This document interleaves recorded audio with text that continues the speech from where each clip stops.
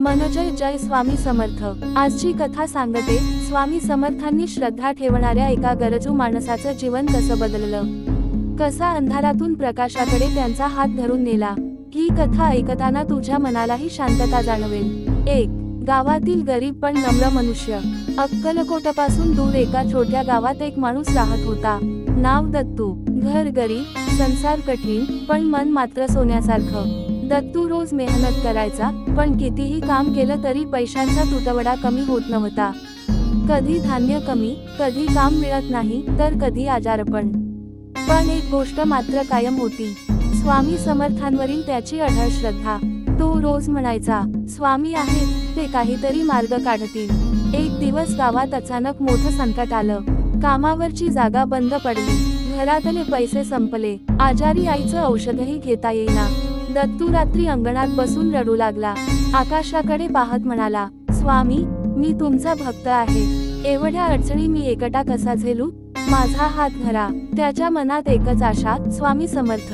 रात्री त्याला स्वप्न पडलं। स्वप्नात स्वामी समर्थ दिसले। ते शांतपणे म्हणत होते, उद्या सकाळी माझ्याकडे ये, तुझे दरवाजे उघडणार आहेत।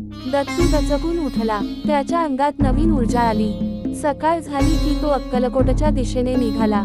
प्रवास लांब होता, पण मनात फक्त एकच नाद, स्वामी समर्थ, स्वामी समर्थ। अक्कलकोटात पोहोचला तेव्हा स्वामी वटवृक्षाखाली बसले होते। दत्तू त्यांच्याजवळ गेला आणि वंदन केले। स्वामींनी त्याच्याकडे पाहिलं, डोळ्यात करुणा, चेहऱ्यावर तेज आणि आवाज प्रेमाने भरलेला। काय रे दत्त्या, एवढा चिंतेत का? दत्तू म्हणाला, स्वामी, घरात अडचणी आहेत, मार्ग दिसत नाही। स्वामींनी हसत म्हटलं, अरे, तुझ्यासाठी देवाने दार उघडलेलं आहे, फक्त तू मागे वळून बघ। ज्या गोष्टी तू हरवल्यासारख्या समजतोस, त्या तुझ्या पाठीशी उभ्या आहेत। स्वामींनी त्यांच्या बाजूला ठेवलेला एक साधा दगड उचलला आणि दत्तूच्या हातात ठेवत म्हणाले, हे घे, हे साधं दिसतं, पण माझ्या कृपेचं चिन्ह आहे। घरी ठेव, रोज नामस्मरण कर, अडथळे स्वतःहून दूर होतील। दत्तूने तो दगड हातात घेतला। क्षणभर त्याच्या हातातून उबदारपणा जाणवला, जणू काही स्वामींचा स्पर्शच त्याला मिळाला। घरी परतल्यानंतर चमत्कार। दत्तू घरी परतला, घरातल्या देवाजवळ तो दगड ठेवला आणि रोज मंत्र जपू लागला, ओम श्री स्वामी समर्थाय नमः। पहिल्या आठवड्यातच बदल दिसू लागले।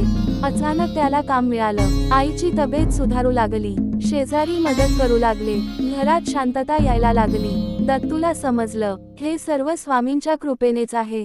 मोठी संधी। काही दिवसांनी गावात एक व्यापारी आला। तो दत्तूचं काम पाहत होता। त्याने दत्तूला म्हटलं, मी नवीन दुकान उघडतोय, मला प्रामाणिक माणूस हवा, तू माझ्यासोबत काम करशील का? दत्तूच्या डोळ्यात अश्रू। तो म्हणाला, हे सर्व स्वामींचा प्रसाद आहे। दत्तूचं आयुष्य स्थिर झालं, घर सुखाने भरलं, अडचणीतलं आयुष्य आता आनंदात बदललं। स्वामींचं वचन। काही महिन्यांनी तो पुन्हा स्वामींच्या दर्शनाला गेला।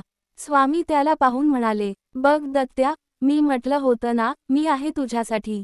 श्रद्धा ठेवली की संकट बाजूला होतात। दत्तू नतमस्तक झाला। त्याला समजलं, स्वामी समर्थांची कृपा म्हणजे ज्यासाठी तू लढतोस त्याचं उत्तर। ज्यावेळी हार मानशील, त्यावेळी स्वामी तुझ्यासाठी उभे राहतील। ही कथा आपल्याला सांगते, संकट कितीही मोठी असली तरी स्वामी समर्थ नाव घेतलं की प्रत्येक मार्ग उघडतो। जय जय स्वामी समर्थ। स्वामी समर्थ महाराज की जय।